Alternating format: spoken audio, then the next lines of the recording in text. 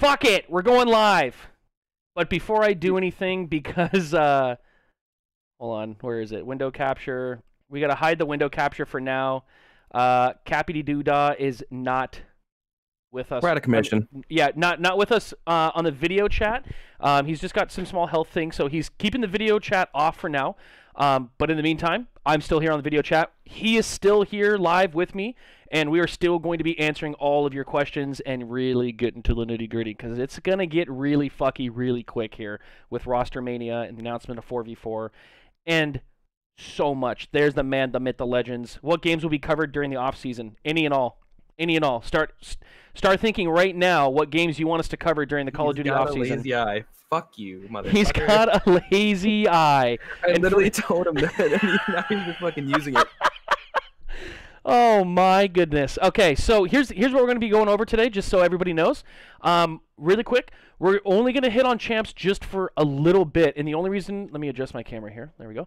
The only reason why we're going to hit up for just a little bit is because, obviously, if you guys have been watching, today was kind of the unofficial start to Rostermania, and so Cap and I have been back and forth quite a bit talking about all these changes. It's going to get really good, and I want to just remind you, I know I said it in the chat, but if you guys have questions or you guys want to insert something mid-conversation, throw it into chat. Both of us are going to be reading it. Both of us are going to be taking, we'll call you guys out and read off your question and everything like that, and then we'll get back to it. Dan, we don't get to see Capshotz? No, not this week. Next week, yes. This week, not this week. I mean, not this week. So, we're going to start, we're just going to do it quick because last week we talked a ton in depth about where they were going, what the CDL was doing with, you know, what they were doing with champs, each game breakdowns, predictions, our thoughts, etc.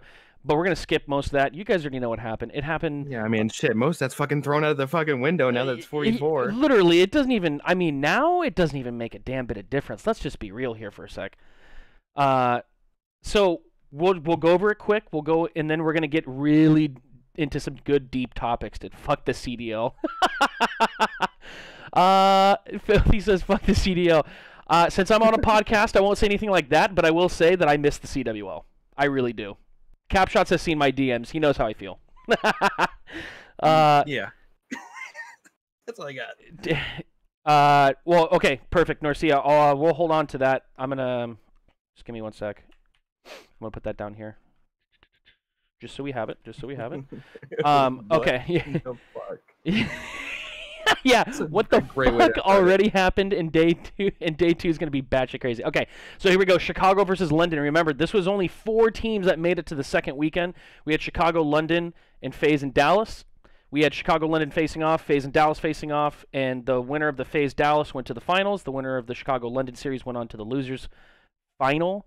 Loser went home. So Chicago, London was first, and Chicago took that, I mean, fairly simply. Let's be real here. Regardless, I'll be completely honest with you. Very proud of the London Royal Ravens. Like, I understand that my predictions were completely off with them, but hey, props to them. Hats off to them. Finishing 4th, pushing through, facing some serious adversity, having to face Chicago in the losers round, in the second to last losers round. Kind of sucks for them, but incredibly proud with how London played. Cap, you got any thoughts on that game? That game pretty much went exactly how I thought it would, to be honest. I mean, 3-1 fashion, you know, kind of quick and easy, to be fair. But the way that London played, just like you said, man, I did not expect them to go that far. Top 4. I mean, if you would have fucking talked to me in the beginning of the year and said, what are your top 4 teams? I did put London 4th. And I mean, pretty much literally the way that the four teams were slotted at the end of this season was pretty much the way it was done. I mean, like, you'd expect those 4 teams to be the top teams, especially if the first couple weeks of scrims and stuff like that. That was kind of fucking what you expected. So yeah, Norcia says that was a run and a half by London, though. Absolutely. Yeah, I don't want to take anything away from how extremely well London played at champs. You can put all their past questions behind them, you know, in the regular season when they were playing, because champs came around and they woke up. So for them to finish 4th, I'm not a London Royal Ravens fan, but I love all the players on the team. You know, you got Wusk and Scraps, Dylan, Shawnee, and Zero. Great effort. Shawnee put the fucking hard hat on during that Ramaza, not last weekend, but the weekend before. I got a little bit nervous watching that Ramaza again, and I was just like, yo. Yeah, what do you think about Scraps and Watkins getting dropped? Dude. Oh, don't worry, we're getting there. Yeah, not. We have a whole section on fucking next year coming up. Let's just say that there was probably 30 question marks in a DM between between Cap and I. Yeah. It just doesn't make any sense. Phoenix, I'm gonna save your question right after we get to. Whoa, the heck? Sorry. Right after we get to. There we go. The Rostermania stuff. I'm putting all the questions down. So Chicago won that first matchup against London, and they moved on to the losers final, where they would face the loser of the FaZe Dallas series. And I'm going to tell you right now, the remainder of these series were an absolute not surprising at all. At least to me. I don't know about you guys as viewers. I don't know about Cap. For me, these last 3 games were Dallas beats FaZe and goes to the final. I mean, Cap, did you see anything happening differently than that? I mean, Dallas wins, goes to the finals. I mean, like you said, the next match you got fucking Chicago FaZe. Realistically, I believe they could have gone either way, and it was seeming that way. I mean, map 3 gets done, FaZe wins. I'm like, whatever. Sim shoots bodies. Usually a fucking very bad teller. I mean, honestly, everybody was heated about it on Twitter too, and as a Huntsman fan, I was laughing. I was literally laughing. I was like, dude, it's fun in games. Like, realistically, bro, when you think about it, it's a big tournament, all that shit. Disrespect goes out the window, especially since all these guys are such great friends too. It's like he was shooting Scump in fucking RC's body. It's like those are 2 good friends of his. Like at this point in the league and shit. Mm-hmm. Map 4 comes up. Huntsman started hot. Combined 0 and like 15 or 16 with FaZe. Oh my! Map 4. That was literally the craziest start to a hardpoint we've probably seen. It was a full minute. It was 1 full minute before FaZe got a single kill on Chicago. Yep. And then they end up choking that map. They choked that map. They choked the Surge. It's like, I mean, at that point, you deserve to lose. You deserve to lose. They come out hot on the Gunrunner hardpoint map 1, pretty much smoked them all the way through, and then they fell flat. They just didn't do it. And this was one matchup where I really thought the first time, if you guys remember, I said that FaZe and Chicago playing in the winners round, that FaZe was going to win 3-2, and so did Cap, and they did win 3-2. But in my bracket, I actually had Huntsman winning 3-2 against FaZe in the losers final, only because the first matchup that they play against FaZe, I'm like, yeah, of course, FaZe is going to be hot. They're going to be rolling. Chicago is kind of right now. Maybe they just need to wake up. Of course, they lose, so I'm like, they got it. Second matchup, easy, in the bag. They're going to face Dallas. And it was choke, man. It was just choke city, and it made me sad. But I will say, Preston played his ass off. He did. He played just like I expected him to. Yep, he played his ass off. In that first hard point, in case anybody wasn't paying attention, Preston led the entire lobby in kills. Like 35 kills or something like that. It was something like I think it was 30. Yeah, I think it was 35 or 38. And we're not talking about slumps here, Alec. We're talking about Arcides, Scump, Formal, Simp, Abizi, Priesta. I mean, like these are big names. Preston stepped up. These are 10 of the greatest Call of Duty players all year in the past few years. I mean, you have fucking them all combating it on a map like Gunrunner. 2 very good teams on Gunrunner. You have them very good sub-base teams on Gunrunner even. I mean, you have fucking so much going for both these teams, and you're thinking it's gonna be a close match. Huntsman starts smoking them off the rip. And I'm like, holy shit, they're starting to pull away, and like they're actually smoking them. Mm-hmm. I was like, they actually might have a chance. Map 2 comes around, they choke around. They choke another round. Miscommunication on, I believe, round 10 or round 11, and then Alex slides out with the sniper, and Scump was trying to like heal up. Like, they even Scump or RC's even had said like, yeah, like there was some type of miscommunication. I was weak, and so that goes that way. Weak. That kind of sucks. It's like, yeah, that kind of sucks, right? But then map 3 comes around, it's domination. It's like, all right, you're kind of expecting FaZe to probably win this here. It's a Gunrunner Dom. Like FaZe is a very, very good team at this. Next map rolls around. Like I said, they start super hot. Phases up 2-1, but Huntsman start off super hot. 0-16, 0-15 combined between phase, not getting a single point. Yep. Rotations going Huntsman ways pretty much every single time. Then that last P5 happens. They don't rotate. Literally. Literally. You can fucking. I was screaming at my TV. I was sitting in the chat with my girlfriend, and I was literally screaming. I was screaming my head off like a little kid having a tantrum. Like, why? We have five of the best Call of Duty players in the world. They know they can't win up this. Why aren't they there? I see 4 phase members in new, and I'm just like, this is how I'm watching them get eliminated from champs. I'm like, this is how it's happening. I'm mind blown. Yeah, it was not the way that I was hoping that they were going to lose champs. If they were going to lose champs, I was hoping that it was going to be off of simply just like skill, but it really turned out to be defining moments of miscommunication and misplays, mishaps, not rotating that ultimately did them in, and it kind of sucks to see. We're going to go ahead and cover FaZe in Dallas now because this was the final. And for everybody that was talking about this game beforehand, they were saying 5-4, 5-4. I think all the analysts except for one said 5-4 and one said 5-3 Dallas. And it was 5-1. And yeah, it's a steamroll. On top of that, let's just be real, man. It was not that exciting to watch. I don't know. Everybody's expecting a 5-4. Everybody's expecting going the distance, and you get a 250 to 211 gunrunner hardpoint win by FaZe, which still, okay. That's still close. That's one hill's worth of difference. So they snuck out and they got, the fourth map win. But, I mean, it wasn't, other than that, it wasn't even close. I just felt like Dallas had it in the bag. As soon as they woke up Sunday morning, they were going to win. And there was going to be nothing else that was going to happen regardless of what was going on. FaZe could have played the best game of their life. Chicago could have won and went all the way to the finals. And I still, after really sitting down and thinking about it, knew that Dallas was just going to win. Yeah. Grr, I have zero clue about the whole pro COD scene, but what I do know is the RLCSX is looking nutty. You have to message me about, is that, you're talking about Rocket League? Yeah, message me about that.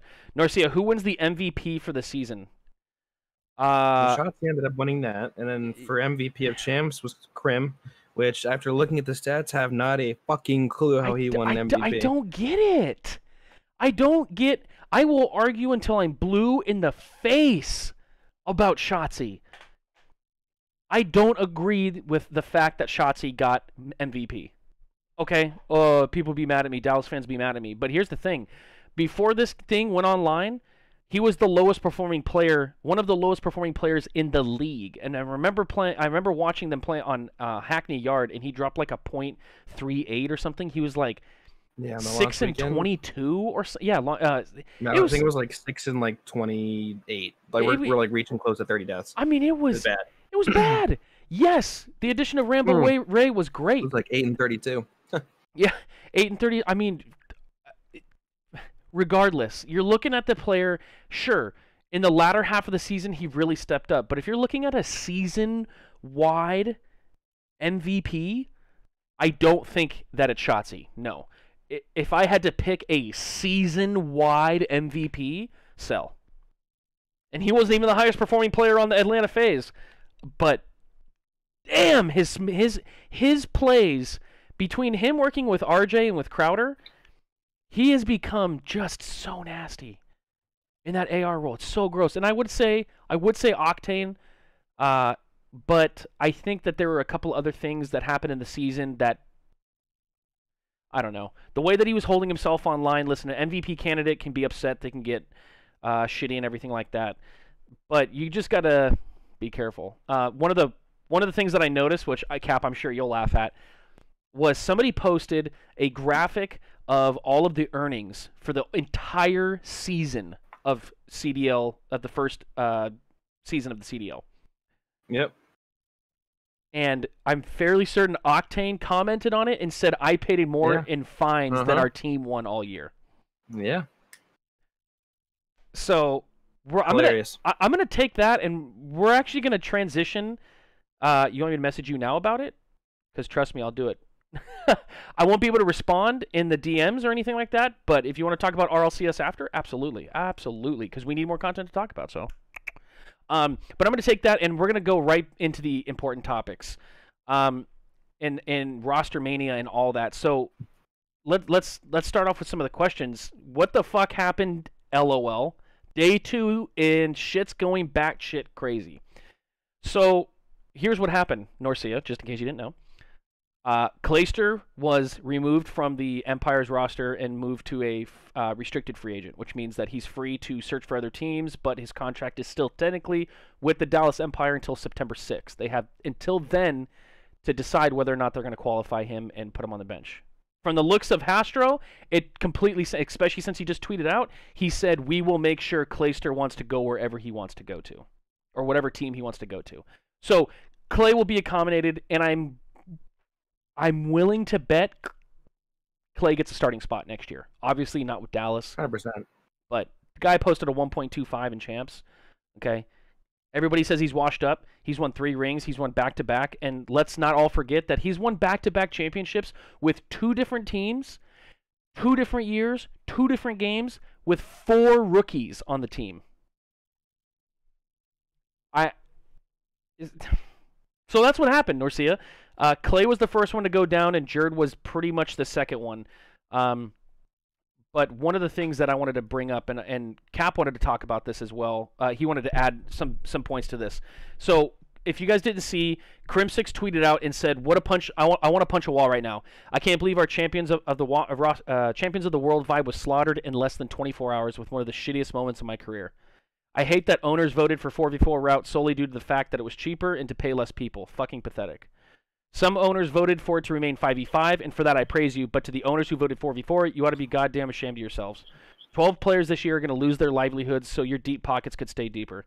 I, as a player, agree that 4v4 plays better in COD. There's no doubt about that in my mind, chat. I'm not going to argue that. But for them to cut 12 spots with no expansion is yet another slap in the face of Call of Duty Pro players. The switch should have only been made with the expansion teams coming into play. And you can't argue that. But, Cap, go ahead, man. Truthfully, it sucks, you know. Really thinking about it, this whole 44 idea was a really cool concept. When the possibility of expansion was still a thing. Mm-hmm. Honestly, until I see something from CDL saying we're 100% not expanding, I mean, it's pretty evident that they're not going to. But until I see that, I'm still gonna have some type of hope for these guys who are gonna be taken out. I mean, it's a complete shit show, and 4v4 is gonna be great. It's gonna be really great to see, but at the cost of breaking up teams and pretty much giving Rostermania a full fucking shit show, like a full orgy remake, basically, of what the hell is gonna happen next season. I mean, it's literally gonna suck. I mean, Crim kind of stating out that some owners want deeper pockets, you know, and stuff like that. And I mean, yeah, I'm sure as an owner, it must be nice to fucking not have to pay one more player, right? But to the same degree, I just don't fully think that's why. I feel like so many players and stuff like that were pushing for 4v4 without even knowing if there was going to be an expansion or anything like that, not really thinking of the repercussions of what would happen if 4v4 became a thing. I mean, yeah, 4v4 sounds fucking sick, sounds wonderful, sounds amazing, but now with the chance that there's no expansion, Mm-hmm. that's 12 people losing starting spots. That's more of a fight in challengers, which sure would be great, but I mean, you don't fucking broadcast challengers enough and hype it up enough. Yeah. I mean, so what's the point? The hell is the point of it anyway? I mean, yeah, that's very true. I mean, right now we're how many times were we begging to watch some sort of challengers? And I think it happened. They started streaming it a little bit more towards the end of the year, but like, yeah, they'd fucking put it on before like the matches on like some home events, but like nobody cared. Exactly. There wasn't really much going on. It was just the game. Most people weren't even fucking casting over it or nothing. It's like, well, no one wants to watch this anyway. It's boring. I just if for 4v4 to happen, to think just a little bit past the 12 players that are going to be out of spot. Because let's be real here. It is 12 players. There's 12 teams, and it's going 4v4, and there's 5-man rosters. So you're going to lose one on every team at a minimum. But it's more than 12 pros actually losing a spot, and here's why. If if you think of all the talent that entered the CDL this year, we're looking at like Draza, Hollow, Pander, Draza, those kind of guys. Those guys played their asses off. Like Draza and Hollow were a big part of why Optic Gaming was successful. And the fact that they're moving forward to 4v4 without expansion right now is even less players in the league being able to play at the professional level. Now, in 2022, they're talking about doing a possible 4 or larger team expansion into the CDL. But why did you switch to 5v5 in the first place? Why was the initial, if the CDL, this is the problem I have with this is one of the largest problems I have with the CDL, especially now. Because 4v4 was rumored way before Cold War. I don't know if you remember, but we were talking about, not we, but friends and I were all talking about whether or not Modern Warfare was going to be 4v4. And Activision quickly said, no, it's 5v5. So they built a league. They built a franchised league. They had players commit to rosters. Obviously, there's going to be changes every year, but players were committing to 5-man rosters.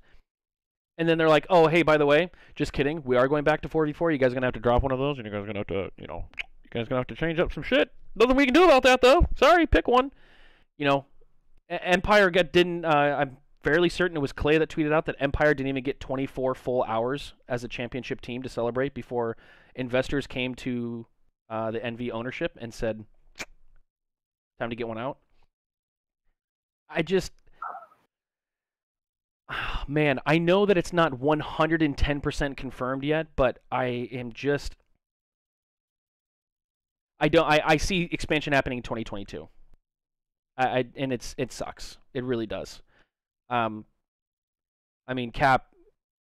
Enable, Aches, and Gunless are just some of the guys that I pointed out. Who else? We're looking at the league. We're looking at the rosters here. Let's just go. Let's just start breaking it down one by one because I got all the rosters here. So team of the year is Arcity, Shotzzy, Octane, Simp, and Envoy.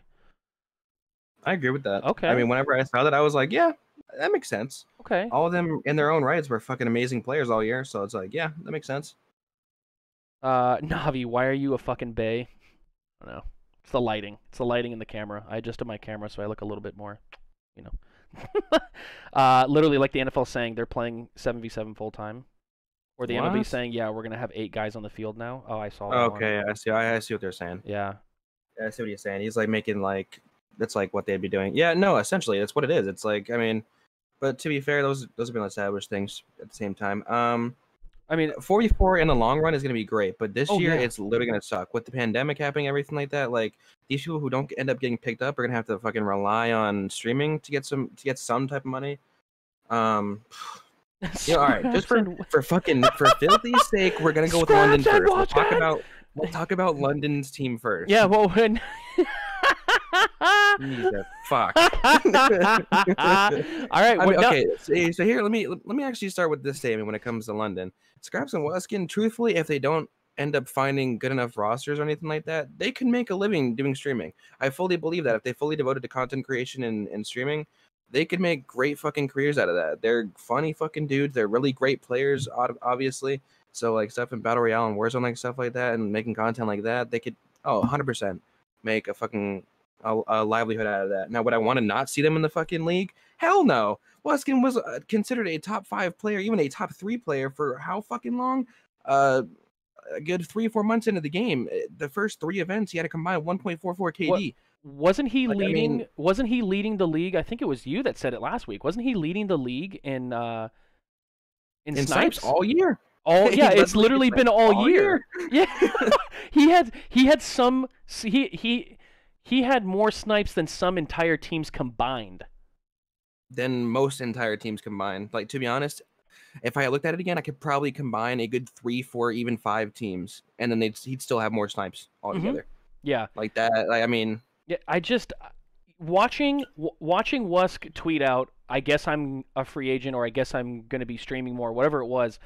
I was like, yeah, dude, as soon as I saw that and as soon as I heard about that, I literally sent that to you, and I was like, no fucking way. Of all of the people to not be qualified, Wuskins?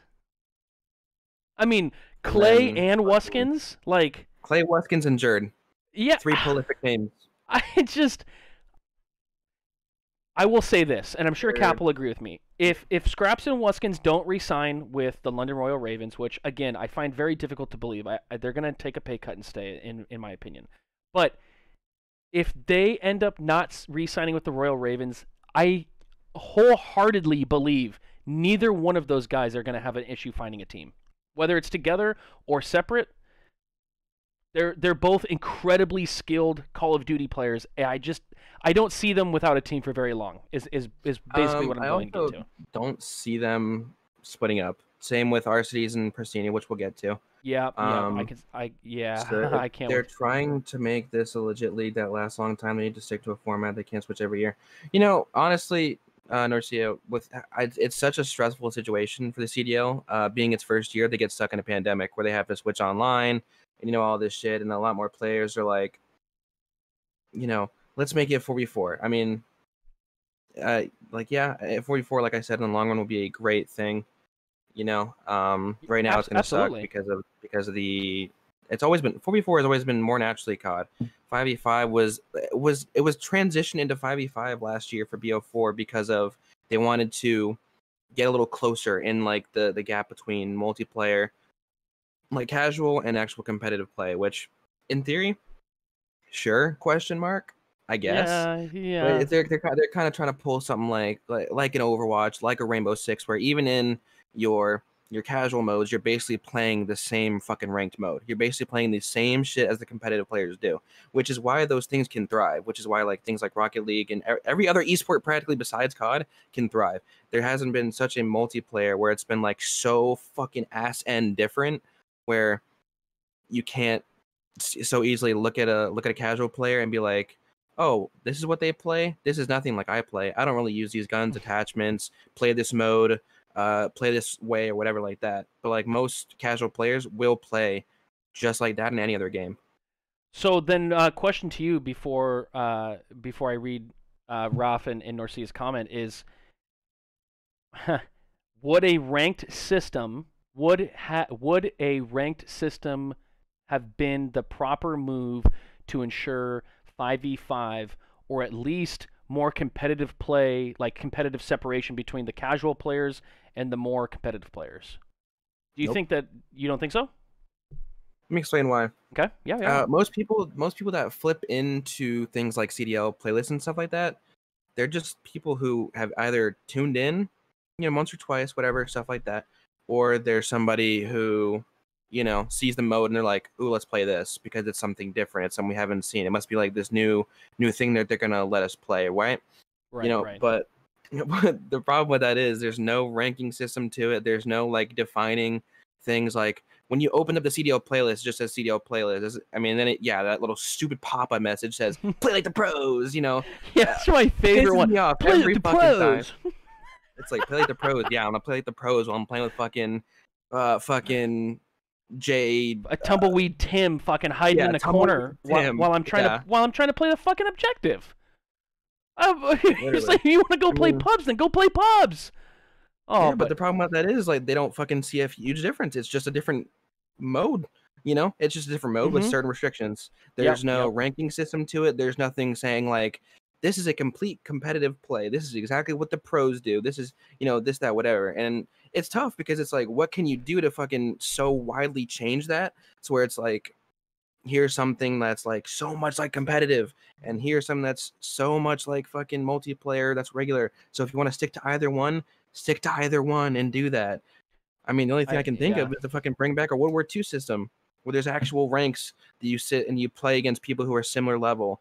So the only way you're getting out of those certain things is you play better, you get better, you become better. Like that's a huge fucking thing. Yep. That could bring more players to it, give more eyes to it. But like, I mean, that, and we got to get fucking some more support from the fucking developers. And Treyarch has always been good about it, so I mean, I'm happy with that. So I was gonna say we're going into Treyarch with a kind of a shit show type year. Yeah, it'll be a perfect opportunity for Treyarch to make themselves, even by doing just small things like, I don't know, listening to the pros, When they don't want a two-gun meta, maybe listen to them so there's not a two-gun meta and somebody's not using a fucking Uzi on Gunrunner.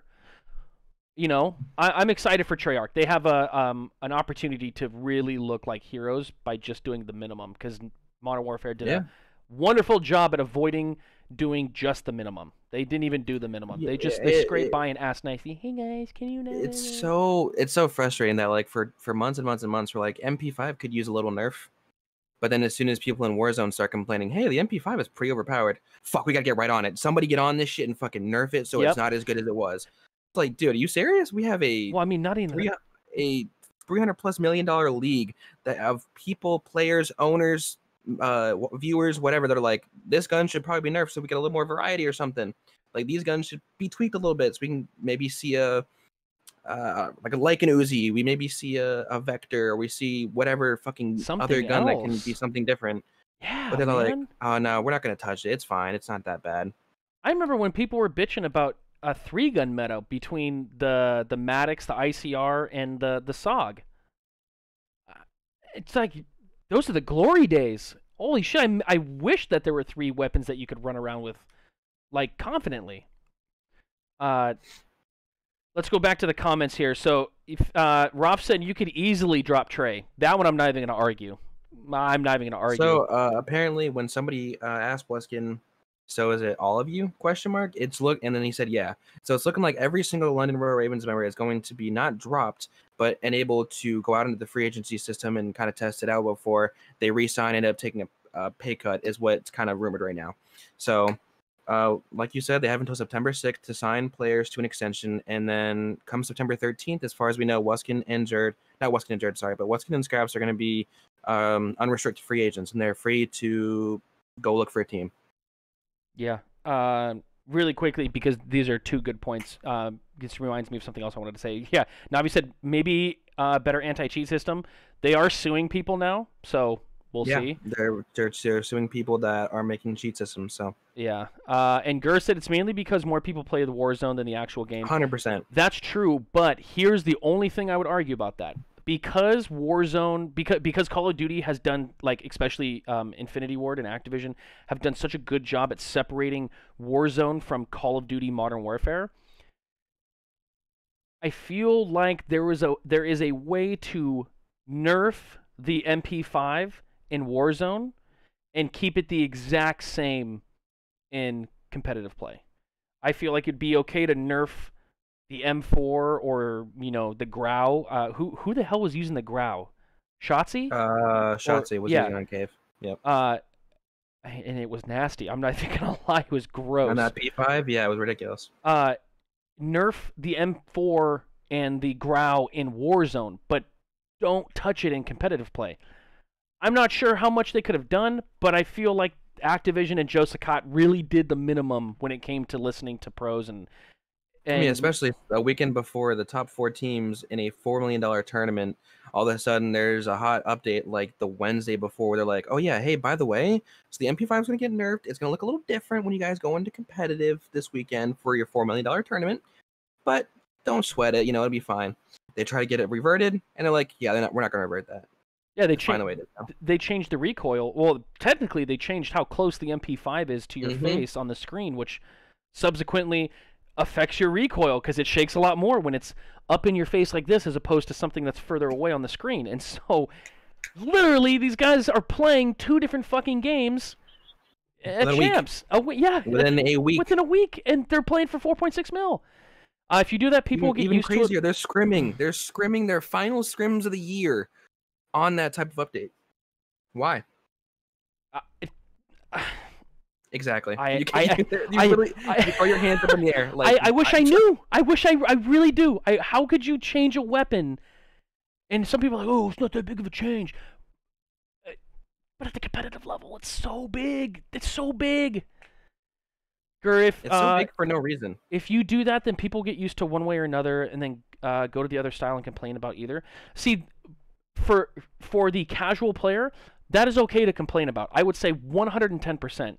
But I think that the pros I think that they honestly could separate I don't think you would see. Let me put it this way: I don't think you'd see as many pros playing Warzone if the competitive side of Call of Duty wasn't such a shit show this year.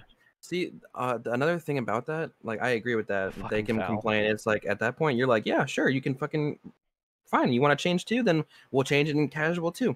But just like last year, there were so many updates that went out like a week or like days before like the BO4 divisional land for the 2 weeks, right? But the best part about being on land is you can play on previous updates. You can play on those previous. You can decide to Yep. play. Yeah, let's play on this previous update. But being online, you can't do that. So they had no option but to play on that patch. That's very true. Damn, it sucked watching that. Okay, we got a little bit off topic. It was super fun. We're gonna talk about these teams. We're gonna go back to Rof's London Royal Ravens thing. We're gonna finish it up here and move on to the next team. But Cap is right. When we're going back to looking at the London Royal Ravens roster, these players are restricted free agents. Excuse me. Until September 6th, and on September 7th at midnight, they become unrestricted, which means they can talk to anybody. So technically, unlike Clayster's situation where the Empire said, yeah, we will find you a home. Wherever you want to go, we'll send you there. With the London Royal Ravens, Cap made a good point, and it's, well, we want you to stay, but we want to see how many are going to stay, and then you're going to have to kind of take a pay cut. For an entire organization to make all of their players restricted free agents, and kind of make them sweat it out is unprofessional in my opinion. In my opinion, I think it's the better thing to do. Without before giving them they were probably presented with this thing saying, hey, you'll have to take a pay cut if you resign. So instead of just doing, yeah, just so you know, like we're gonna resign you pretty much and make you do it and make it like a super, bad thing, they give them the option, hey, listen, we wouldn't be able to pay you the full salaries that you had this year, regardless of it's turning before 44. So we want you guys to become free agents so you guys can test the waters and have an opportunity to get what you deserve. So it's kind of a bittersweet type of thing. It kind of sucks they'd have to take a pay cut if they resign, and it also sucks if they couldn't be able to resign with their literal entire country that they want to represent. But I think it's better for them. So in that type of way, I think it's a testament to what the parent company to Royal Ravens owner said on the Hex Quarters, like not the Hex Quarters, but the Eavesdrop. He said that he wants to take care of his players like they're like his own kids, I hope so. And in a way, I think that's his way of doing it, the best way that he can kind of do it with. I hope so. But we both know that there is going to be one or two teams that treat their players like absolute shit. That's just plain and simple. So I guess we will have to wait and see. I'm not going to make any assumptions because I don't think it's fair to call out organizations simply when this shit just started technically today. So we're going to chill a little bit, at least I am, on the predictions of which teams are going to get screwed and which players are going to get screwed. But let's go roster by roster here, and this is going to be we want your guys' questions, your comments, your interjections. All we ask is that you try to keep it on topic just so we can remain talking about the same team, and we are going to try to remain talking about the same team. Sometimes it gets a little out of hand, but yeah. So we're going to be looking at Atlanta FaZe second, since we just looked at London Royal Ravens first. And so the Atlanta FaZe roster, as it stands currently, is a BZ, Simp, Cell, Major Maniac, Priesta. They have Journey and Tom Gravity as backups, as subs, and Crowder and RJ as a coach. Easy Mac, Crowder, and RJ I'm guessing are probably going to be safe. Like analysts, coaches, and stuff. Yeah, I think it's pretty fair to say. Yeah, let's just be real here. LA Gorillas just announced that Bevels and Ricky are going to come back as coaches today. Okay. Officially, their Twitter account announced it, did a nice little graphic for them. So those guys are confirmed. Cool. So I mean, you're looking at this Atlanta FaZe roster, and again, we're going to be looking at this from the aspect of what we know. So who is a restricted free agent, who isn't, and if they're not, and if nobody's said anything, we're just going to assume that everybody's still on the roster, so we're going to make one slight move here or one slight move there. So again, a BZ, Simp, Cell, Major Maniac, and Priesta. If you're the Atlanta FaZe, I mean, who you Major. moving? You're moving Major. I move Major either to another team or a sub spot. I feel like he's with that odd man out that you can kind of you can kind of trade out for. I mean, he's been a good player all year, obviously. Otherwise, they would have moved him a different time. Mm-hmm. But he's a good player, solid player that I feel like just doesn't fit the mold of what can really be a team. I feel like Priesta and or Cell can both be either really great flexes and or Maniars, depending on what they need. But I feel like you don't drop Cell. He was a Yeah, you can. he was a year or a player of the year, MVP candidate. Simp same. Simp and BZ, you don't break them up. They're great too. And you don't drop Priesta. I feel like Priesta is a wild card when he's on his shit. He is an amazing player. You may have little off maps, off series, whatever, but he's way too good of a player to drop. I don't feel him ever splitting from Crowder either. They're kind of like, I feel like they're two peas in a pod type of thing too. And then I really feel like Major is just that one that gets kicked. Really quick, I don't mean to interject here. I do want to say thank you, Zaides, for the 5-man host into the chat. Welcome everybody to the Power Grid podcast with Cap and Bat. I'm Bat. That's Cap. He doesn't have his video on right now. You'll see it next week. But just want to say thank you. Welcome to the podcast. And right now we're talking about roster changes, and we're talking about the Atlanta phase. And so yeah, so you're saying Major, okay?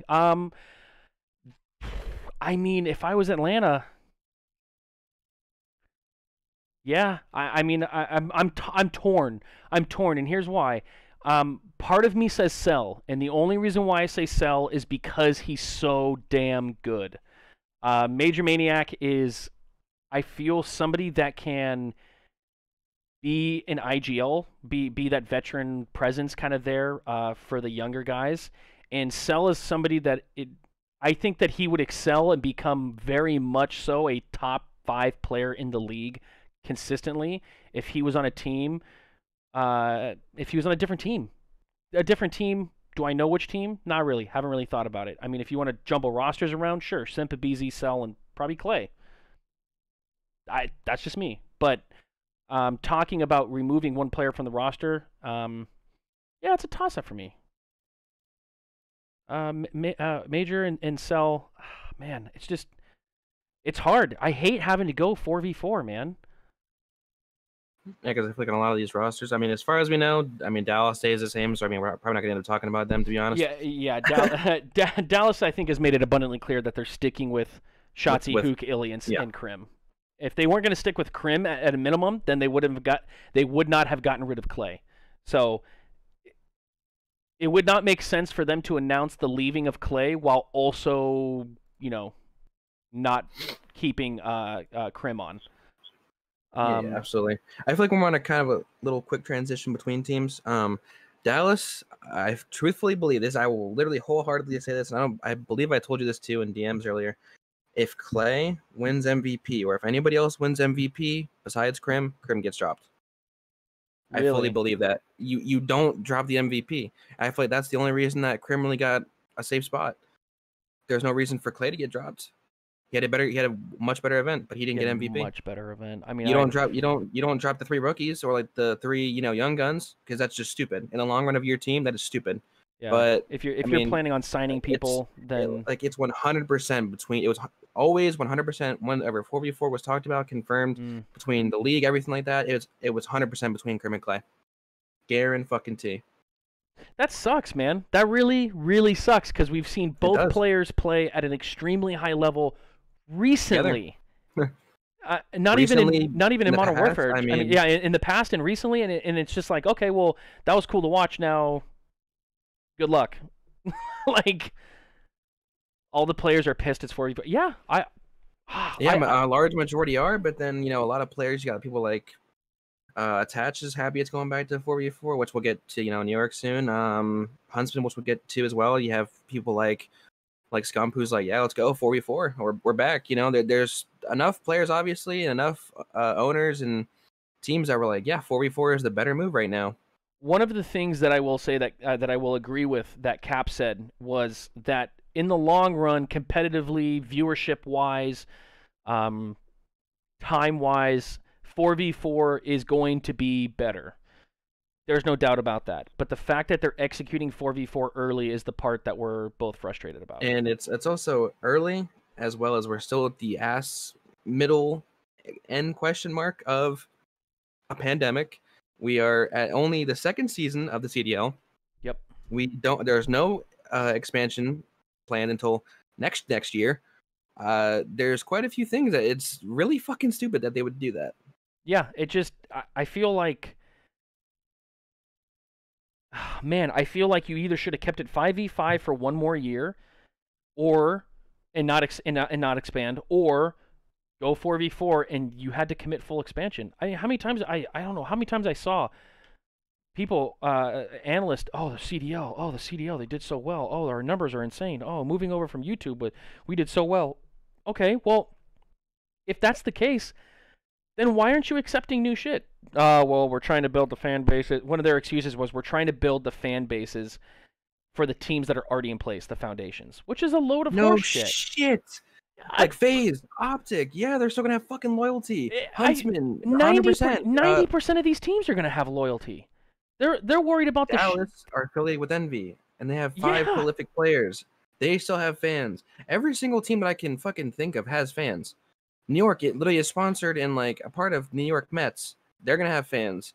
Like, dude, all these fucking there's big buy-ins on a lot of these fucking teams. Like Post is a part of the Dallas Empire now. They have fans. They have even more fans now. Literally, dude, that's such a joke. FaZe gets Bronny James. What the?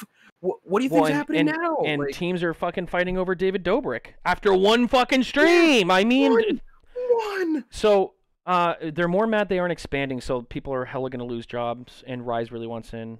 Yeah, you're right. Rise really does want in the CDL, but the problem is you can't make it 13. I mean, you need a commitment from 3 other teams or 3 other organizations or whatever that and businesses that want in too, and that apparently is a problem. So then what happens? I mean, Phoenix says so many pros are going to be in challengers next year. He does average 15K. Yeah. Well, I mean that plus, I mean, who the fuck he is. Yeah, I mean, yeah. SNG wants in, absolutely. Rise wants in. United. I mean, Burns was talking far before this was even a thing. He was talking about wanting to expand possibly and make those movements. I just challengers is going to be. Challenge is not going to be fun next year for amateur Call of Duty players. It just won't. There's not enough teams. There's not enough roster spots. There's too many extremely talented individuals that are not going to put the game down for an entire year, especially if it's a Treyarch game. Exactly. So fucking challengers just got 15 times harder. Yeah. Good luck getting noticed in challengers when the top 4 teams are former pros from last year that won big fucking money in the pro league. 100 S&G wants in. Yeah, 100 Thieves wants in. Yeah. I'm going crazy. Yeah, I really feel like 100 is the best time to get your name out. Is continuously just teasing that they want in, just to fucking keep that shit relevant. They're like, oh yeah, we're here and we want to go in. But like no shit. I just feel like there's no way they move in. Like with how it is right now, like Nadeshot will fucking say night and day, oh, it's my my origin, this, that, whatever, I want in. No, you don't. No, you clearly fucking don't. Otherwise, you would have tried a hell of a lot harder to get an LA spot before. Yeah, and not put so much money into. Well, we're not going to get into that. Whatever. That's another day. Yeah, that's a whole nother frustrating conversation. Watching. Anyway, moving on. What other fucking teams we got to talk about? What's next? We're gonna go straight for the Huntsmen because they're just, and we're just gonna go everybody. We're just gonna go in alphabetical order. We're gonna skip Dallas and London because we've already talked about them ad nauseum. I mean, after what I've seen today, I kind of there's 2 options right now that I agree. Dashy in, cheers. Now next, since we're at, you want Dashy, Chase, and I kind of feel the same way. I think Dashy may be the next one to step up and be their 4th. I want to talk about Optic next, so I want to talk about them next. There's 2 ways the Huntsman goes. Either Persini gets dropped, and the 4 of them stay together, which now after seeing tweets today, I think it's more of a possibility than we may have thought before. Yep. And 2, Dashy gets moved to Huntsman. But on the topic of having, RC still stay, Persini tweeted out about just being upset and everything like that, and RC's were like, yeah, man, wish we could have won more. And I'm like, like Chase, like you said, stated he won't play without his brother. But after that tweet, I'm already like, well, how fucking true is that when you're leaving T2P and Envoy? I mean, Yeah, I mean, is he gonna is Alec going to? And this again is a question we don't know the answer to, but is Alec willing to possibly? mm, I'm again, it just is gonna sound so bad on Preston's part, and it has nothing to do with Preston, but you're taking that with that thought process, you're taking Alec and Preston out of the Huntsman and away from Scump, Formal, and Envoy and putting them with another set of pros. Are they going to find the same success being a top 3 team, playing for a top 3 team together if they move to another roster? Because I'll be honest with you, man, they're great players, but if you move them to the LA Gorillas aren't going to become a top 3 team. He's Okay. beaten them in the past. I would not be surprised if they join Clay again. Yeah, but they join Clay again. They're a team of 3, but who? For who? I But see, the only reason why I don't see Arcides and Preston teaming with Clay is because I think both of them had serious issues with him on E United. Personal Drop all issues. of LAG. I don't even think. I mean, there was times where no, I know that Abizi and Yeah. Clay had problems, but I don't ever think it was between the Twins and United, or they wouldn't have stayed together so damn long. So I think personally, I mean, especially since it's been a year, they've done a lot of growing. You know, I think it's time for them to grow the fuck up.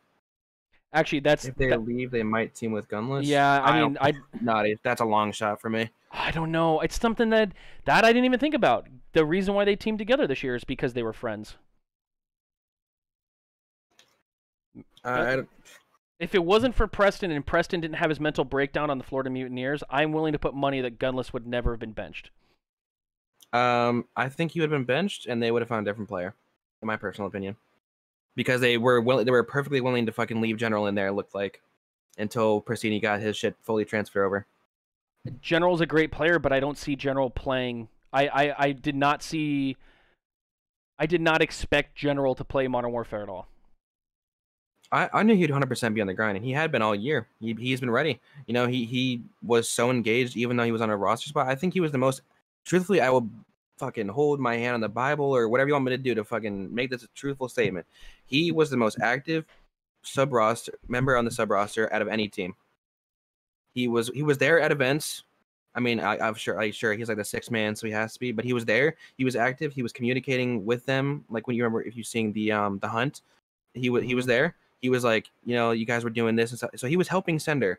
Like he was like almost like an assistant coach for them, like being like a extra set of eyes to kind of, you know, help them when they were not doing shit the right way or like the best way. I mean, whenever it came to it, he was 100% probably the most active and best sub that there was available all year. I will stick by that 100%.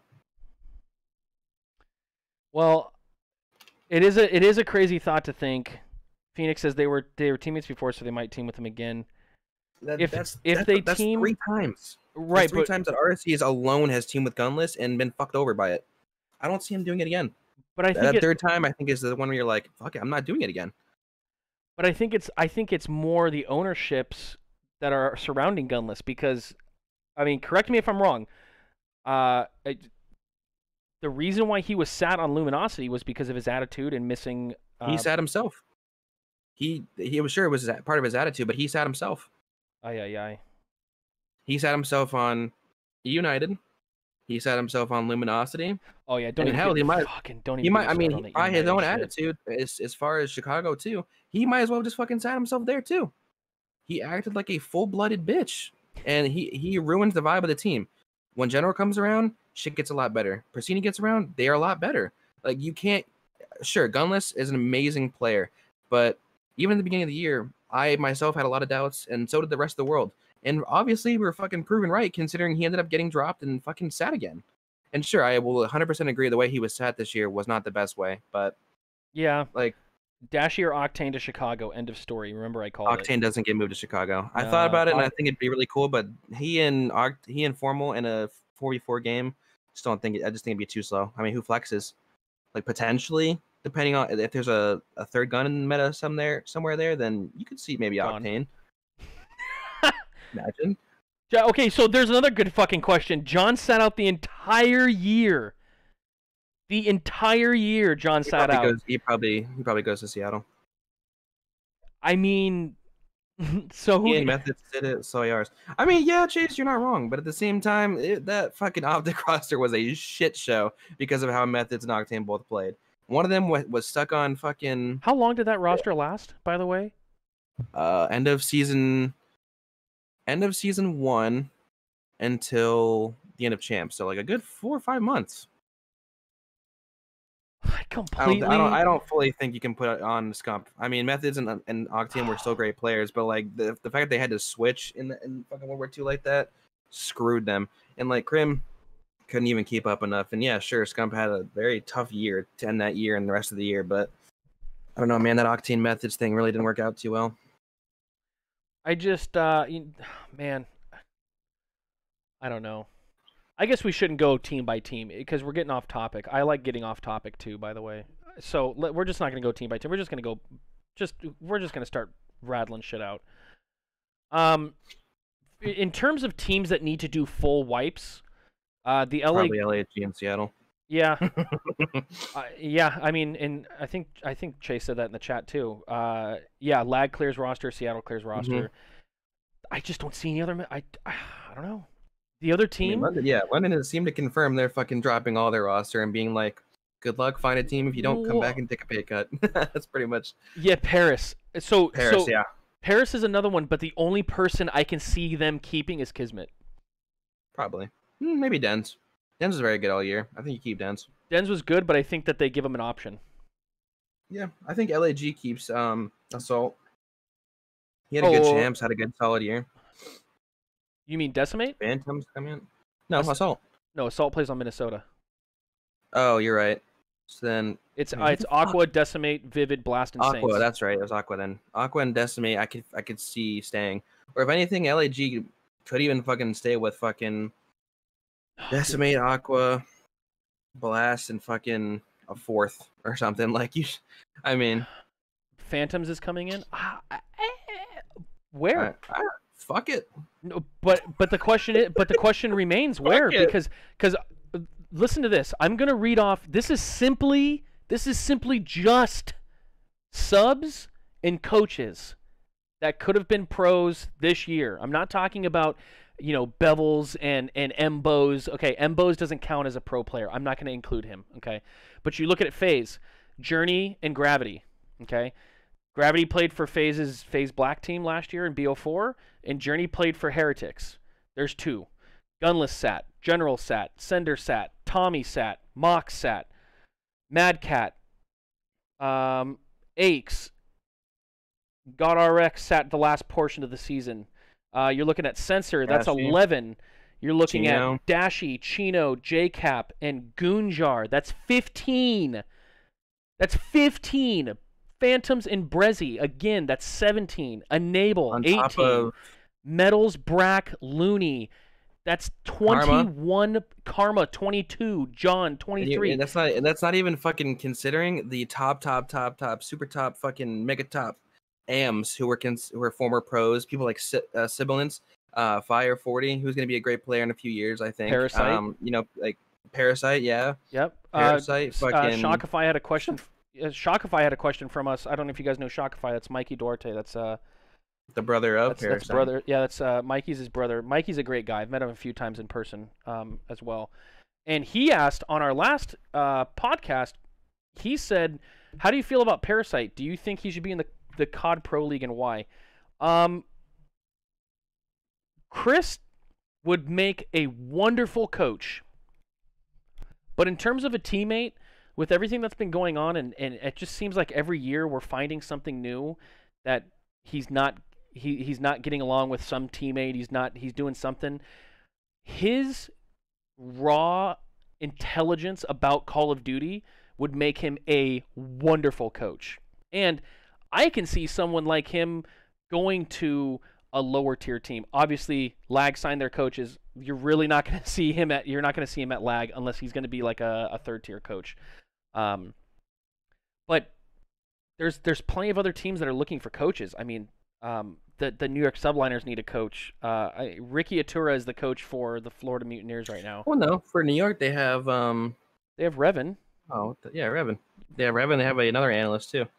Oh, they have Revan and they have JP Krez, but JP is a stat guy, and I'm an analyst, motherfucker. he's an analyst, but just Yeah, I feel like he could be a good coach, and it really Maybe. sucks because I mean he's a really good player too. He is. He's a solid enough player that should be in the league. But yeah, I think this year I think it was just the final shit. He was a really good teammate in a lot of ways, but in ways that it mattered and that went public, he was a really bad teammate in a lot of fucking stances. So Blasting I think Blizzard. he'll be in the pro league. Zaides, you don't think you don't? No, Okay, so Zaides. Hold on, let's read some of these. Zaides says Gravity no, will they never dropped be a it. pro. Gravity, you're right. Probably, I don't think he'll ever make the pro league. Gur says, as a Minnesotan, you are not saying Minnesota right. It's pronounced Minnesota. Minnesota. Minnesota. Sib will 1,000% be in the league. I think 100%. personally, I agree. yeah, Parasite would be a coach. Yeah, I mean, Parasite has obviously the time, the effort put into it, but it's all a mental game, and I honestly believe that he would be better suited as a coach in this league. But you have to see where the coaches are going to land because you have people like The dude knows how to win. 100%. yeah. I mean, clearly his challengers year was pretty much all top 4, top 6 fucking placings all year. But in terms of coaches, I mean, like look at somebody else who I think should be a coach in the pro league, regardless of what team he's on. I firmly believe, and I will not change my stance on this. Sam, the coach for SNG for Singularity Phoenix, he needs to be a coach in the pro league.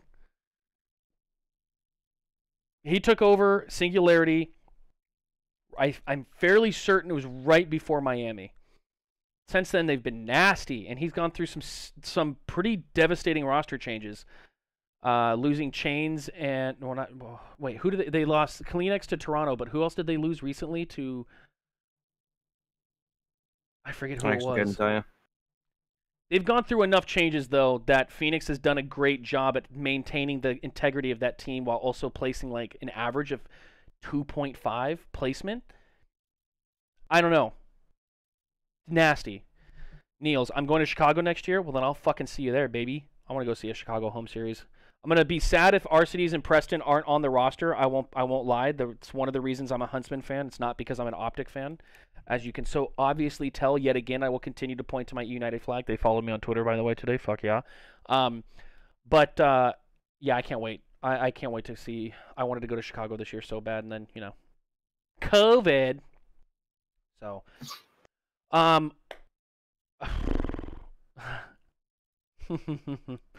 okay, let's have a little fun here, because this roster is going to give us some thought. The fuck are we doing about Minnesota? Silly Assault, Alex Asim, Exceed, GodRx, and T Tiny.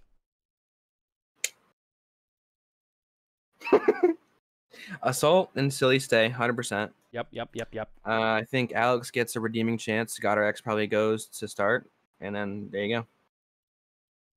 Asim gone. Peace. We'll be seeing you. We'll be seeing you. I feel like the core team of Assault, Silly, GodRx, and Alex would be solid enough. And if Alex doesn't get a chance, and potentially like fucking Zeet's over there, fucking Chase said, Sib starts. Okay, question. Sib could potentially get a roster spot with Minnesota. Hear me out. Wuskin, Scraps, Shawnee, Alex, London Royal Ravens starting 4. I can see that happening. Especially since most of those guys teamed on Reciprocity as well. But I think, if anything, they probably drop Zero, even though Zero had a better chance than Dylan did. I think next year Dylan will be a better player because he was a very, very, very, very good BO4 player. He kind of had a little bit of a down year, especially since switching online. He kind of downgraded quite a bit since he went online in this game. But I think if all the Ravens stick together and then they'll end up finding rosters, probably Shawnee, Dylan, and the Twins end up being a roster for the Ravens. Interesting. Sorry, I gotta reopen up these rosters here. Apologize, everybody. As far as New York, I think accuracy gets the boot. Really? Lamar gets the boot? Lamar gets the boot. What? But the problem with that is, the problem with Lamar getting the boot is who do you put on Manny R? Maxiflex, Temsaflex, and you can't split up Attach and Zuma. No, But just like the longevity stance of having Temp and Mac being so young, You basically throw one of them on the AR and keep one of them as a flex. You probably throw temp on main AR. I can say Hell, throw temp on main AR and you just run Zuma attach and accuracy. Lamar and temp the boot. Wait, you keep Lamar and then temp gets the boot, or you drop them both? Oh yeah, Z2. I Yeah. mean, shit. Potentially drop them both and maybe pick up an Octane to be the fourth. Not on New York. No. Why would he play with them? Drop both. Interesting. Drop. Why would he play with drop? them? You want to drop Donnie T? I mean, truthfully, I think I almost came down to like the same type of thing as Dallas and Atlanta phase. You don't drop like the rookie top talent type shit. Mm-hmm. As far as temp, but temp is an egomaniac, dude. You know, he acts like he's done so very much, and he's won once, and it was online and his own home series on a game that nobody liked. You know, on a game that nobody liked. What do you mean? So is Cap? What do you mean by that, Ralph? So is Cap what, bastard? Yeah, wait. What you got to say, motherfucker? Egomaniac? That is horseshit. Ego. That's unfucking believable. There's a couple other people that I can think of that are slightly more egomaniac than him. Trust me. Crazy? Oh, crazy! Oh, crazy! Oh, crazy! I'm not gonna get into that. I won't have to cut that out later. I don't take it easy, eh? Take it easy, eh? Take it easy. Take it easy. I mean, anyway. Moving on. Okay, so Optic Gaming LA. Hey guys, we're going to talk about Optic Gaming. Where's Scott, by the way? Hollow and draws get dropped, and they either give Dashy a second chance or pick up a fourth. I'll be able to say it. Bogla. Boo GLA. Boo GLA. Bogla. I like Bogla better.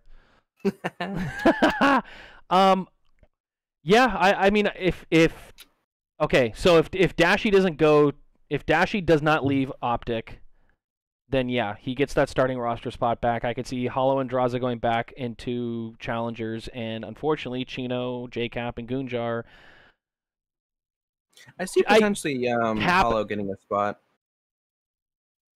Hollow had a very good champs and was pretty solid all around whenever it came to him starting.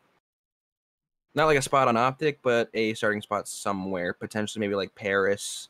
You know, maybe someone like a lower, like LA. Like I feel like he may stay. Okay. He has a better chance than Draza, I should say. But I mean, what I mean, JCap, whatever. I'm not going to talk about JCap, but Chino and Goonjar. I know Goon hasn't played a whole bunch in the Pro League, but I don't know. I feel like him and Chino. Let me take that back. Let me. I'm actually going to say this. I'm going to say that Chino is the one that deserves the roster spot. Maybe not on Optic Gaming LA, but yeah, he proved himself even in a English a role. There you go. A role that he didn't normally play. He's a Maniar, played a flex sub, and he played very well. I think for the fucking chance he got, I feel like he played it just about as well as he could have and stayed as consistent as he could.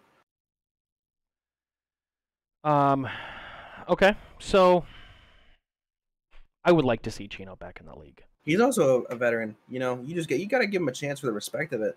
He's a veteran. He knows the game, knows how to play, plays pretty consistently. You throw him back on Maniar, you put him somewhere. Maybe a team like New York. If you drop both Lamar and Temp, you throw him on a team with Attach, Zuma, and Mac. Just see what he can do.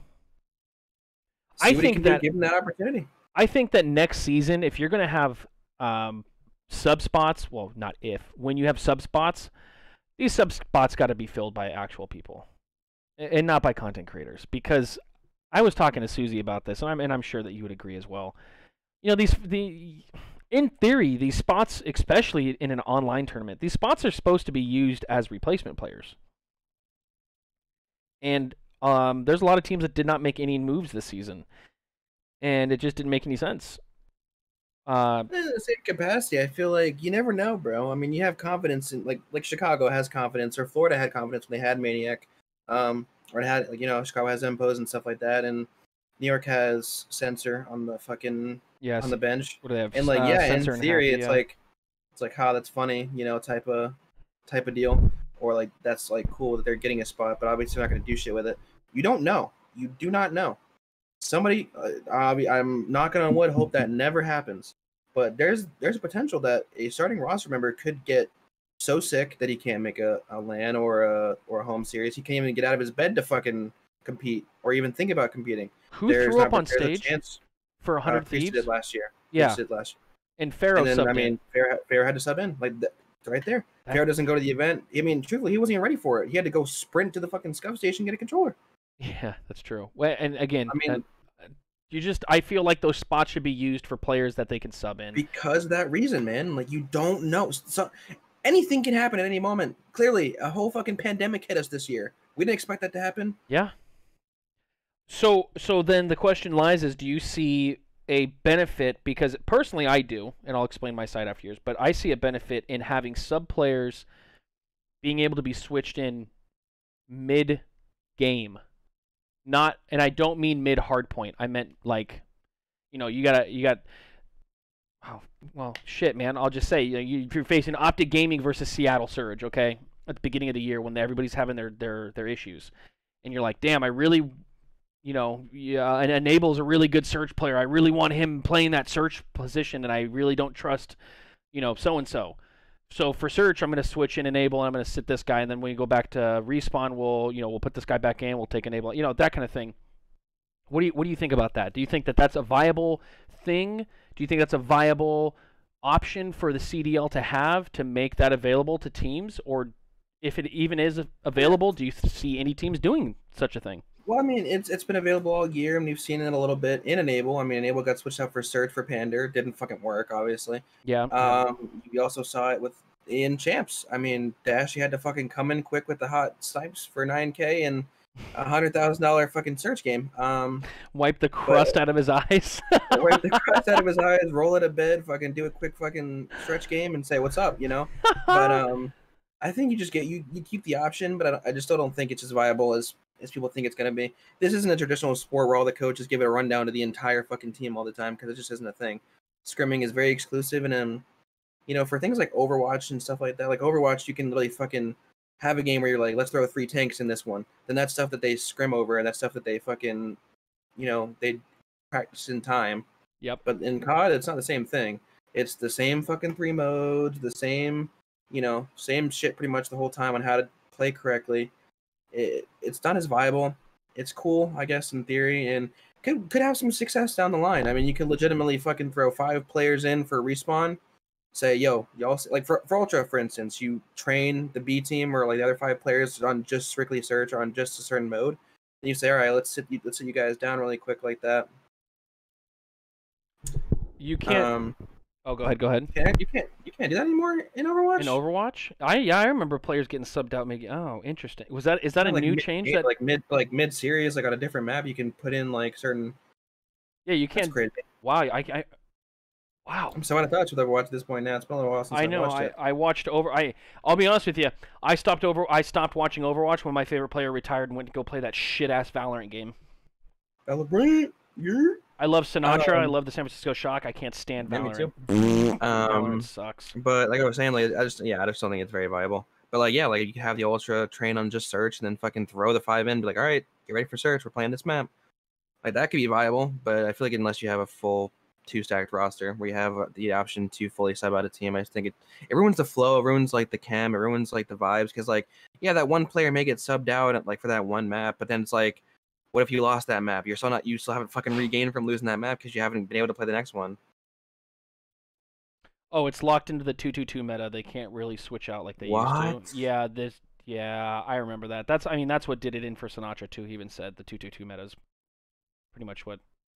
Yeah, like I mean, they still have in ranked now. They brought back where you can literally run like random queue 6 healers if you want to. Yeah, you can. I mean, yeah, me and my friends were doing it. And I was having a hell of a time with it. Sometimes popping out 2 fucking shield mains and a fucking and like a Roadhog or something, you know, and that's You just got what? You fun. got 3 tanks, 3 DPS, no Yeah. healers. What are you, a pub player? I kid. No, yeah, it's easy. Um, No, but I'm sorry. Go ahead. oh no, I was just gonna say, yeah, I mean, I understand where that where you're coming from with that, with the chemistry being messed up, with the flow being messed up. My only argument to that would be, you know, with a team like Toronto Ultra that did take advantage of using those 10 spots. Because right now, I mean, their subs, they have 4 subs, a coach, and an analyst. Flex is their analyst, but you have Metals, Brack, Looney. I counted that wrong. They have 5 subs. Metals, Brack, Looney, Lucky Mayhem. They literally have an entire 5-man roster on the bench. Yep. Man, looking at Toronto Ultra's roster, really, I'm not going to lie, guys and girls watching, guys and gals, I'm not gonna lie. Looking at Toronto's fucking roster, just fries my nuts. Just Okay. fries them, because I'm watching Brack didn't even get a chance. What? Brack doesn't get a chance all season, not once. You just get 2 of these, and you know, that's it. That's all we're gonna call it. And Looney got to start the beginning of the season. I'm gonna just check something when he got sat. It was very early. I think it was like April. Yeah. April 10th, Metals moves to the starting roster, and Looney is moved as a substitute, and then Metals got sat.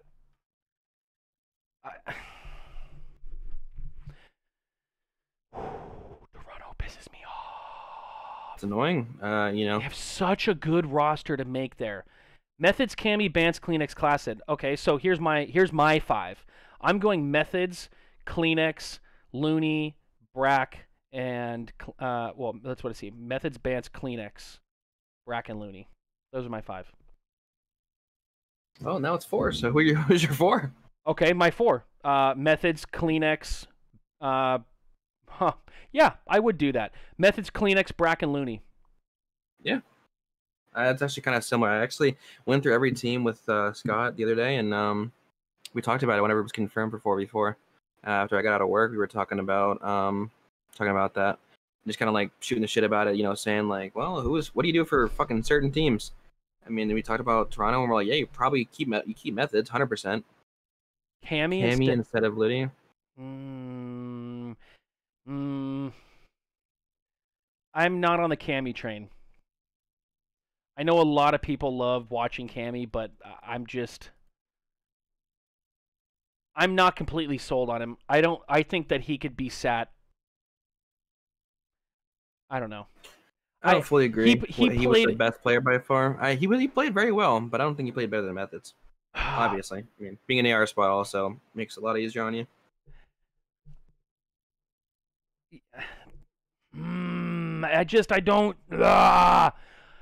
I don't see Toronto placing the way they did if Looney's on the bench and Brack's on the bench. If they would have just played them, sorry, I said that wrong. I don't see them placing the way they did if Brack and Looney were not on the bench. They were playing Toronto as a much scarier team. Damn, man. And Toronto was one of the first teams to announce that bullshit 10-man roster. Could you imagine, man? I would be so heated if I had to sit as a professional Call of Duty player who played all season last year in BO4, and you had to sit this entire season, or you had to sit a majority, 3/4 of the season. And now they're going to take away a roster spot for each team and not do expansions, man. Whoo! Okay, I'll shut up about other games now so you guys can stay on topic. That's okay.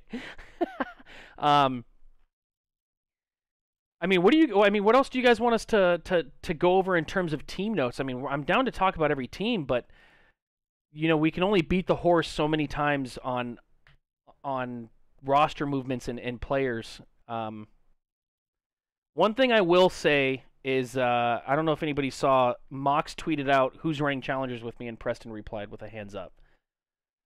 So, it's telling of one of two of things. A couple of things. That Mox is most likely not going to find a team next year, or that Florida has already told him that they're not re-upping him, and that Preston is pretty much done with the Huntsman.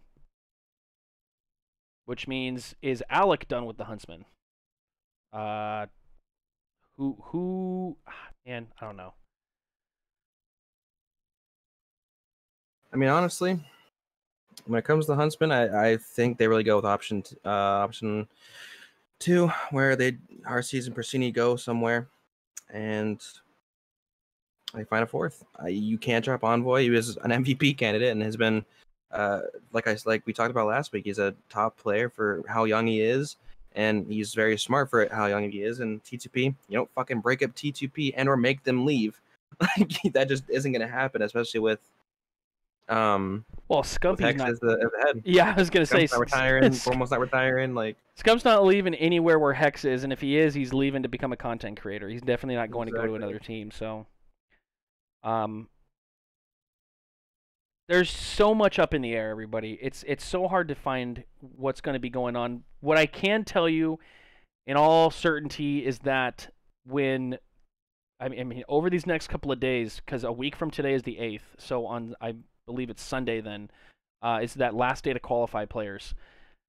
So when we have our next episode, yeah, there's going to be a lot to talk about because that's going to be 2 days after those last qualifying contracts are out. We're going to basically know, for the most part, we're gonna basically understand what these teams are going to look like, how they're going to be shaping, the kind of chemistry that they're going to be going with, and then the week after that is when we're going to be bringing on some guests, and we're going to be diving super deep into roster predictions. Not roster predictions, roster moves and everything like that, because free agency will be in full swing. Yeah, and hopefully by next week we have some people that it's like, all right, they've re-signed. We'll have to get a list together for that too, like a list of people who have re-signed and confirmed to be on this certain teams. It's gonna make it a lot easier with the little spreadsheet that I sent to you about. I honestly don't remember who it was, Easy Mac or whoever the hell it was that has that. But yeah, it'll make it a hell of a lot easier to fucking tell. Yeah, this person's on there. CDL Intel. Yeah, so yeah, that'll be a fucking big help for us whenever it comes to that. Yeah. So absolutely. I'm saying, like, yeah, hopefully by next week we'll have at least a good handful of people saying, yep, this is pretty much confirmed. Because the only thing that we know is the confirmed roster for Dallas is going to be the 4 that are left. Everything else is fucking what the fuck? Literally, I mean, go through all these rosters. I mean, we went through all these rosters, and even you and I were saying that a majority of these rosters are not going to stay the same regardless of their positioning. Yeah. Players are going to want to play with their friends that they didn't get to play with this year, especially going into 4v4 with smaller teams. And I guess you could say more on the line, honestly, because there's less players in the league to fill those. There's less spots in the league filled by professional players, at least this year. Which, don't even get me fucking started on what they're going to do next year, because I overheard something about a fantasy draft where unrestricted free agents that don't sign go into this draft pool that new teams are going to be able to pull from. Oh shit! I'm not even like really hope that's a joke. Like in theory, that'd be really cool. Yeah, out of theory, and you end up fucking drafting people who hate each other or don't want a team together. Yeah, oh shit. What if you bring on 2 guys? I'm just not gonna name names. You got a 4-man squad. You got 2 guys that you draft, and you're like, fuck yeah, this is it, man. We're gonna build our team. The third guy you pick is you're going for the third guy, and you're like, oh man, I'm gonna get this guy next round. He goes to another team. He goes to the, whatever. The Albuquerque, fucking Suns or whatever the fuck the new team is going to be, the new 4 teams. Yeah, right. Wherever they go, and the third person that they end up having to pick up that doesn't get along with the 2 that they have, you're going to be in for a pretty abysmal season. This isn't normal sports. You're not going to just be able to put it off to the side. I mean, hammer whackers. Zydes is the first guest, probably. Yeah, probably. I can see that being a possibility. I see that being a very big possibility. Actually, I want to get when we get Zydes on, I do want to get another question sheet out so that we can go over a whole bunch of things. I'm going to get that out probably the Wednesday after episode 3, because we're probably going to have Zaides on for episode 4. I'm sorry, episode 5. Okay, I was going to say, so tomorrow, you mean? Apologies. We're moving so quick, I can't believe we're 3 weeks into this. This is already episode 3. Sorry, we're going to be diving deep into episode 4. It'll just be Cap and I. Episode 5, we're most likely going to be featuring Zaides, and we are going to be asking for questions because we're going to have him. We're going to kind of hold his nuts to the fire because he knows a lot about the COD AM scene. He's very deep into the COD AM scene, and as well as the pro scene. So we're going to get some good insight there. We're going to maybe hear some things that we haven't heard before, but it's all something that we're really, really looking forward to. For me, that's all I have. Cap, do you have anything else that you want to add? No, honestly, I mean, I think it's gonna be a very fucking crazy week. Coming next week, we're gonna be fucking shooting fucking DMs back and forth. Yeah. You know, sharing. This person's a free agent. This person's a free agent. This person got signed here. This person signed here. You know, so I mean, hell, even of course to next week, we won't even know that the Weskins in London situation until after episode 4. So, yep, it's gonna be fucking something. I'm telling you, episode 4 and episode 5, I mean, one of the things I was worried about with the podcast was not having enough content with the season stopping, but man, let me tell you, thank you, CDL, for continuing to stir the shit pot. Appreciate that. It makes my job a lot easier. These next couple of episodes that we have lined up, we're going to be getting really, really deep into Rostermania. So I just want to say thank you. We're doing a little bit of a shorter stream today. It's just an hour and a half, only because Champs was cut into 2 weekends, so there's not really a whole lot to talk about. It was kind of underwhelming.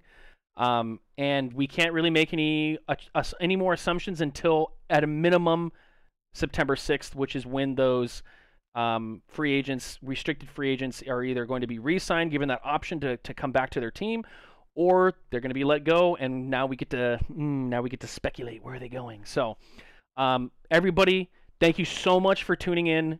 I know it's a little bit shorter, it's about half an hour shorter than we usually do, but I just want to say thank you one more time for coming in, for asking questions. Be on the lookout. Follow me, twitter.com/batterypower, BATTERYPOW3R, same as it's spelled. As you can see, there's my Twitch, there's my Twitter, and you'll see Cap, his is down below as well. Gonna need you guys to be sending in some questions. Make sure you're following me so that you guys can see the link. Make sure you follow Cap as well. He's gonna be posting updates. He's gonna be sharing links. Follow us both so you guys and girls know when to post comments, questions, concerns, everything like that. And as always, if you missed the live podcast and you're just tuning in now, don't worry. It is going to be in the VODs down below, and it will be posted to YouTube tomorrow at noon. So, again, thanks for coming by, and we will see you guys next week. Have a great rest of your week. Peace. Peace.